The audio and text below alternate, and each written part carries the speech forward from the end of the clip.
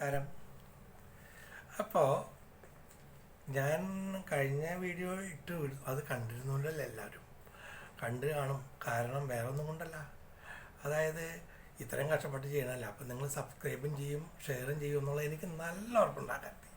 അതായത് എനിക്ക് നല്ല ഉറപ്പാണ് ആ കാര്യത്തിൽ. അതുകൊണ്ട് ഇനി അടുത്തൊരു വീഡിയോ കൂടി ഇടാം എന്ന് വിചാരിച്ചു. അപ്പോൾ ഇന്ന് ഞാൻ നിങ്ങളോട് പറയാൻ ഉദ്ദേശിക്കുന്നത് സംഗീതത്തിൻ്റെ ഉത്ഭവത്തെക്കുറിച്ച്. എന്താണ് സംഗീതത്തിൻ്റെ ഉത്ഭവം, എങ്ങനെയാണ് സംഗീതം ഉത്ഭവിച്ചത് എന്നാണ് ഞാൻ പറയാൻ പോകുന്നത്. അപ്പോൾ ഈ സമ്യക്കാകുന്ന ഗീതം, അതിനാണ് സംഗീതം എന്ന് പറയുന്നത്. സമ്യക്കാകുന്ന ഗീതം സംഗീതം. സമ്യക്കാകുക എന്ന് വെച്ചാൽ ചെവിക്ക്, കർണത്തിന് ആനന്ദം ഉണ്ടാക്കുക, കേൾക്കുമ്പോൾ ആനന്ദം. കർണത്തിന് ആനന്ദം എന്ന് പറഞ്ഞാൽ മനസ്സിന് ആനന്ദം ഉണ്ടാവുക, അതാണല്ലോ ശരി. അപ്പോൾ അങ്ങനെ ആനന്ദം ഉണ്ടാക്കാൻ ഉതകുന്ന എന്തിനും സംഗീതം എന്ന് പറയാം. ഇപ്പം ഉദാഹരണത്തിന് കിളികളുടെ ശബ്ദങ്ങൾ, കൊച്ചു കുഞ്ഞുങ്ങളിങ്ങനെ കരയുമ്പോൾ നല്ല സുഖമാണ്. ചില സമയത്ത് അരോചകമായിരിക്കും കേട്ടോ, അതും സത്യം. പക്ഷേ ഞാനിപ്പോൾ പറഞ്ഞു വന്നത് സമ്യക്കാകുന്ന ഗീതം സംഗീതം എന്നാണല്ലോ. അപ്പോൾ ഇത് ഉണ്ടായത് ഋഗ്വേദ കാലത്താണ്. ഋഗ്വേദകാലം അതായത് 1500 BC 1200 BC ആ സമയത്താണ്. അതായത് സെക്കൻഡ് മിലേനിയം ആ സമയത്താണ് ഇത് സംഗീതത്തിൻ്റെ ഉത്ഭവം. അത് ഋഗ്വേദം എഴുതി അവരിങ്ങനെ ചൊല്ലിക്കൊണ്ടിരുന്നപ്പോൾ ഒരു ഇങ്ങനെ കേൾക്കുന്നവർക്കും ഒരു മോണോട്ടണസ് ഫീൽ ചെയ്ത് തുടങ്ങി, ചൊല്ലുന്നവർക്കും ഒരു മോണോട്ടണസ് ഫീൽ ചെയ്ത് തുടങ്ങി. അത് വേറെ ഒന്നും കൊണ്ടല്ല, അതായത് ഈ കേൾക്കുന്നവർക്ക് ഇത് ഒരേപോലെയുള്ളൊരു സംഗതിയാണല്ലോ, ഇത് ശരിയാവണല്ലോ എന്ന് തോന്നി. അപ്പോൾ മനസ്സിലായ.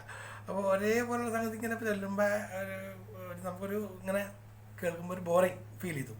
അപ്പോൾ അവർ എന്താണെന്ന് വെച്ചു, നമുക്ക് ഇങ്ങനെ ഇതിനെ 3 സ്ഥായിയിൽ നിന്ന് 3 സ്വരങ്ങളിൽ നിന്ന് പാടാം, ഒന്ന് ശ്രമിച്ചു നോക്കാമെന്ന് വിചാരിച്ചു.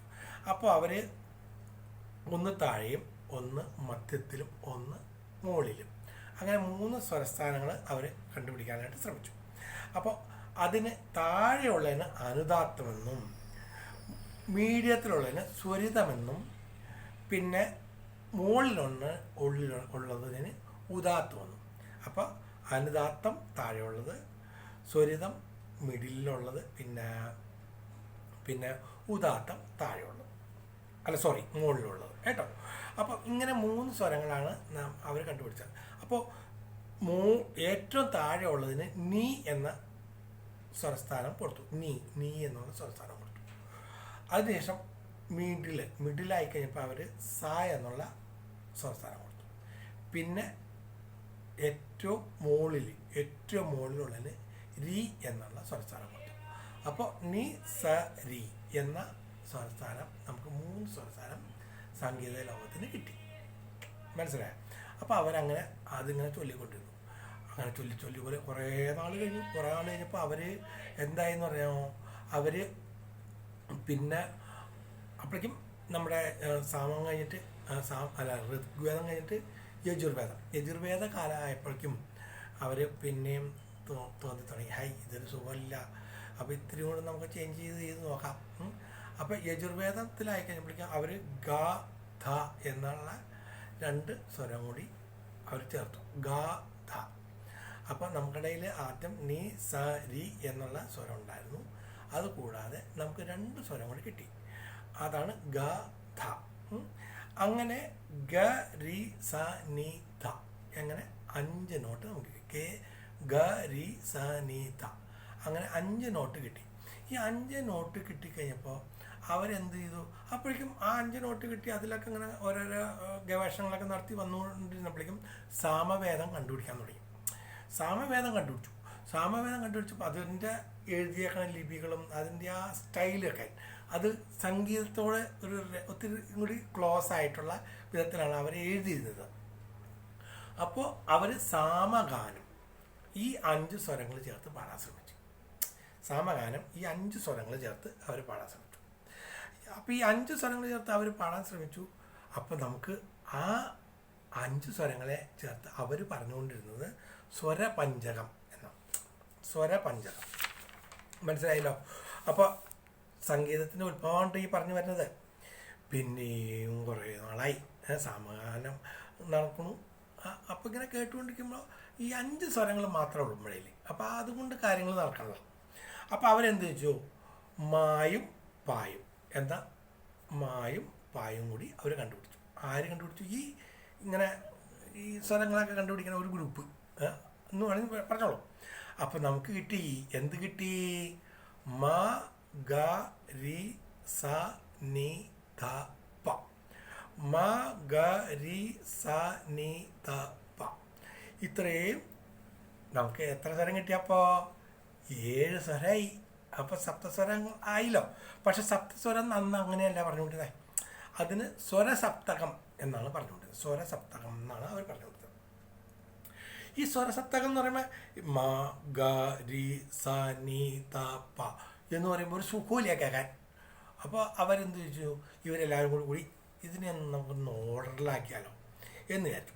അപ്പോൾ ആ ഓർഡറിലാക്കാൻ വേണ്ടി അവരെന്ത് ചെയ്തെന്ന് വെച്ചാൽ ഈ ഫ്രീക്വൻസിയുടെ ലെവൽ അനുസരിച്ച് അവർ എന്ത് ചെയ്തെന്ന് വെച്ചാൽ സ രെ ഗ മ പ ധ നി സ എന്നാക്കി.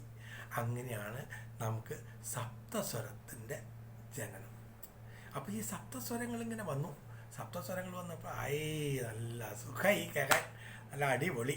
അപ്പോൾ ഈ സപ്തസ്വരം ഉണ്ടായപ്പോൾ എന്താണ് സ്വരം എന്നുള്ളത് ഒന്ന് വിശദീകരിക്കാൻ ഞാനിനി. സപ്തസ്വരം നമുക്ക് കിട്ടിയെന്നല്ലോ, അതെന്തായാലും കിട്ടിയല്ലോ. അപ്പോൾ സ്വരം എന്താണ്? സ്വരം എന്ന് പറഞ്ഞാൽ സ്വയം രഞ്ജയതി ഇതി സ്വരഹ എന്നാണ്. സ്വയം രഞ്ജയതി ഇതി സ്വരഹ എന്നാണ് പറയണം, മനസ്സിലാവണ്ടോ? അതായത് സ്വയം രഞ്ജിപ്പിക്കാൻ കഴിയുന്ന നോട്ട്. അതായത് മറ്റുള്ള നോട്ടുകളുടെ ഒന്നും സഹായമില്ലാതെ അത് സ്വയമേവ. ഇപ്പം സ എന്നുള്ളൊരു നോട്ട് കേട്ടാൽ അത് കേൾക്കുമ്പോൾ വേറെ ശ്രുതിയൊന്നും വേണ്ട, അതിൻ്റെ ഒന്നും ആവശ്യമില്ല. സ്വായോ റിയോ സരിഗമ പദനിസ എന്നുള്ള ഏത് നോട്ട് കേട്ടാലും വിത്തൗട്ട് ശ്രുതി കേട്ടാലും നമുക്കത് മനസ്സിന് ഭയങ്കര സന്തോഷമായിട്ട് കിട്ടും. അപ്പോൾ അങ്ങനെയാണ് അതിനാണ് സ്വരം എന്ന് പറയുന്നത്.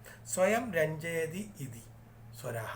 അതായത് മറ്റുള്ള ശ്രുതികളുടെ സഹായമില്ലാതെ ഒറ്റയ്ക്ക് തന്നെ ശ്രോതാക്കളെ രഞ്ജിപ്പിക്കാൻ, അതായത് രസിപ്പിക്കാൻ കഴിവുള്ള സ്വരങ്ങൾക്കാണ്, നോട്ടുകൾക്കാണ് സ്വരം എന്ന് പറയുന്നത്. അപ്പം മനസ്സിലായല്ലോ. അപ്പം ഈ സ്വരം മാത്രം പോരാ, നമുക്ക് ഈ സ്വരത്തിലെ ഈ സ്വരങ്ങൾ ഉണ്ടായി കഴിഞ്ഞപ്പോൾ നമുക്ക് ഈ സരിഗമ പദനിസ എന്നുള്ളതിന് പേരുകൾ ഇടണമെന്ന് തോന്നി. പേരുകൾ ഇടണം, സരിഗമ പദനിസയ്ക്ക് ഓരോരോ പേരുകൾ കൊടുക്കാം എന്ന് വിചാരിച്ചു. അപ്പോൾ സാക്ക് ഷഡ്ജം എന്ന് പേരിട്ടു. സാക്ക് ഷഡ്ജം എന്ന് പേരിട്ടു. രീക്ക് ഋഷഭം എന്ന് പേരിട്ടു. രീക്ക് ഋഷഭം എന്ന് പേരിട്ടു. പിന്നെ ഗാക്ക് ഗാന്ധാരം, മാക്ക് മധ്യമം, പാക്ക് പഞ്ചമം, പിന്നെ ധാക്ക് ദൈവതം, നീക്ക് നിഷാദം. അങ്ങനെ 7 സ്വരങ്ങൾ കിട്ടി. അപ്പോൾ ഈ 7 സ്വരങ്ങൾ ഏതൊക്കെയാണെന്ന് ഞാൻ പറഞ്ഞുതരാം.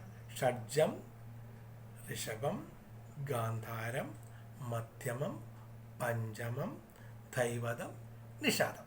ഇങ്ങനെ 7 സ്വരങ്ങൾ നമുക്ക് കിട്ടി. മനസ്സിലായല്ലോ. അപ്പോൾ എല്ലാവർക്കും അത് 7 സ്വരങ്ങൾ എങ്ങനെ കിട്ടിയ, അതിൻ്റെ പേരെങ്ങനെ വന്നതെന്നൊക്കെ മനസ്സിലായി കാണുമല്ലോ.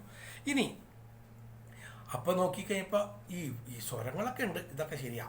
ഇനിയിപ്പോൾ ഇത് വേറൊരു ഇൻസ്ട്രുമെൻറ്റോ മറ്റതുള്ള സംഗതിയൊക്കെ ഒന്ന് കൂട്ടി ചേർക്കണമെന്ന് നീ വെറുതെ ഇങ്ങനെ പാട്ട് പഠിക്കാൻ ഒരു സുഖമില്ല. കുറച്ച് റിതം ഇൻസ്ട്രുമെൻറ്റും കുറച്ച് വയലിനും അതുപോലെ കുറച്ച് മെലഡി ഇൻസ്ട്രുമെൻ്റൊക്കെ കൂട്ടി ചേർത്താലാണ് ഈ സംഗീതം ഇത്തിരി കൂടി ഡെവലപ്പ് ആവുക എന്ന് അവർക്ക് തോന്നി. അപ്പോൾ അവരെന്ത് ചെയ്തു, ഇതിനൊക്കെ ഒന്ന് കൂട്ടിച്ചേർക്കാനായിട്ട് എന്തെങ്കിലും ഒരു മാർഗം വേണമല്ലോ. അപ്പോൾ അതിന് അവർ ശ്രുതിയും കൂടി ചേർത്തു. എന്താണ് ശ്രുതി എന്ന് ഞാൻ കഴിഞ്ഞ ക്ലാസ്സിൽ പറയണ്ടായി. ശ്രുതി ചേർക്കുന്നതിനെക്കുറിച്ച് ഞാൻ പറയണ്ടായി. പക്ഷേ ശ്രുതിയുടെ യഥാർത്ഥത്തിലുള്ള ഡെഫിനിഷൻ ഞാൻ പറഞ്ഞുതരാം. സൂക്ഷ്മവും വ്യക്തവുമായി കേൾക്കാൻ കഴിയുന്ന ഏറ്റവും ചെറിയ നാദവിശേഷം. അതായത് സൂക്ഷ്മവും വ്യക്തവുമായി കേൾക്കാൻ കഴിയുന്ന ഏറ്റവും ചെറിയ നാദവിശേഷത്തിനാണ് ശ്രുതി എന്ന് പറയുന്നത്. അപ്പോൾ ആ ശ്രുതിയിലേക്ക് ലയിക്കുക. അപ്പോൾ ആ ശ്രുതി ഏതെങ്കിലും ഒരു നോട്ട് ഇങ്ങനെ കേൾക്കും, ആ ശ്രുതിയിലേക്ക് ഈ വേറെ നോട്ടും കൂടി ഇങ്ങനെ ലയിച്ച് ചെയ്യുമ്പോൾ ശ്രുതി ലയിച്ച് അങ്ങോട്ട് പാടാം. അപ്പോൾ അങ്ങനെയാണ് ശ്രുതി ലയിച്ച് പാടുക എന്ന് പറയുന്നത്. അപ്പോൾ അത് മനസ്സിലായി കാണുമല്ലോ. ഇനി നമുക്ക് ഈ ശ്രുതിയും ലയിച്ചു, സ്വരവും ഓക്കെ. ഇനി നാദം വേണം. നല്ല ഒച്ച, നല്ല സൗണ്ട്. എൻ്റെ കൊള്ളൂല കേട്ടോ, അതെനിക്കറിയാം, കുഴപ്പമില്ല. പക്ഷെ എനിക്ക് പറഞ്ഞ് നിങ്ങൾക്ക് മനസ്സിലാക്കി തരാൻ ഈ ഒച്ച ധാരാളമാണ് എന്നാണ് എൻ്റെ വിശ്വാസം. കൊള്ളില്ലെങ്കിൽ നിങ്ങൾക്ക് കമൻ്റ് എഴുതിക്കോളോ, കുഴപ്പമില്ല. അപ്പോൾ ഞാൻ എന്ത് പറഞ്ഞത്, നാദം എന്ന് പറഞ്ഞാൽ കേൾക്കാൻ ഇമ്പമുള്ള സ്വരം, കേൾക്കാൻ ഇമ്പമുള്ള സൗണ്ട്. അപ്പോൾ അതിനാണ് നാദം എന്ന് പറയുക. നാദത്തിൽ തന്നെ 2 വിഭാഗമുണ്ട്. ഒന്ന് കേൾക്കാൻ ഇമ്പമുള്ളത്, പിന്നെ അരോചകമായിട്ട്, അതിപ്പോൾ പടക്കം പൊട്ടിക്കുക, അല്ലെങ്കിൽ ചിരട്ടയിൽ ഇങ്ങനെ ഉറയ്ക്കുക, അല്ലെങ്കിൽ ഈറ്റയൊക്കെ ഇങ്ങനെ പൊളിക്കുമ്പോൾ എന്തൊരു ബുദ്ധിമുട്ടാണെന്നറിയോ. അപ്പോൾ ആ സംഗതികളൊക്കെയാണ് അരോചകമായിട്ടുള്ള സംഗതി. അപ്പോൾ ആ സംഗതികൾ അതിനാ എന്താണ് പറയുക, സ്ഫോടം എന്ന് പറയുക, സ്ഫോടം. അപ്പോൾ ആ സ്ഫോടം, അപ്പോൾ എന്താണ് നാദവും സ്ഫോടവും അങ്ങനെ നമ്മൾ കേൾക്കട്ടെ. ഇതെങ്ങനെ ഉണ്ടാവുക അതും കൂടി പറയാം. അതായത് ഈ നാദവും സ്ഫോടവും ഉണ്ടാവുന്നത് ലാറിങ്സ് എന്ന് പറഞ്ഞാൽ നമ്മുടെ സൗണ്ട് ബോക്സിൽ കുറച്ച് വേവ്സ് ഉണ്ട്. അതിങ്ങനെ കമ്പനം ചെയ്യുമ്പോഴാണ്, ഈ ലാറിങ്സ് കമ്പനം ചെയ്യുമ്പോഴാണ് നമുക്ക് സൗണ്ട് ഉണ്ടാവുന്നത്. അപ്പോൾ ഇത്രയും കാര്യങ്ങൾ നിങ്ങൾക്ക് ഏതാണ്ടൊരു കാര്യങ്ങൾ മനസ്സിലായി കാണുമല്ലോ. അപ്പോൾ അടുത്ത എപ്പിസോഡ് നമുക്ക് കാണാം. അപ്പോൾ ഒരു കാര്യം ഞാൻ നിങ്ങളോട് പ്രത്യേകിച്ച് പിന്നെയും പറയുന്നു, നിങ്ങൾ സബ്സ്ക്രൈബ് ചെയ്യണം, പിന്നെ ഷെയർ ചെയ്യണം, അതുകൂടാണ്ട് ബെല്ലൈക്കൺ ഞെക്കണം. അപ്പോൾ പിന്നെ അടുത്ത എപ്പിസോഡ് നിങ്ങൾക്ക് വരുമ്പോൾ തന്നെ നിങ്ങളുടെ അടുത്തേക്ക് വരും, അത് കാണാൻ സൗകര്യം ഉണ്ടാവും. അപ്പോൾ അത്രയും വരെ, താങ്ക് യു.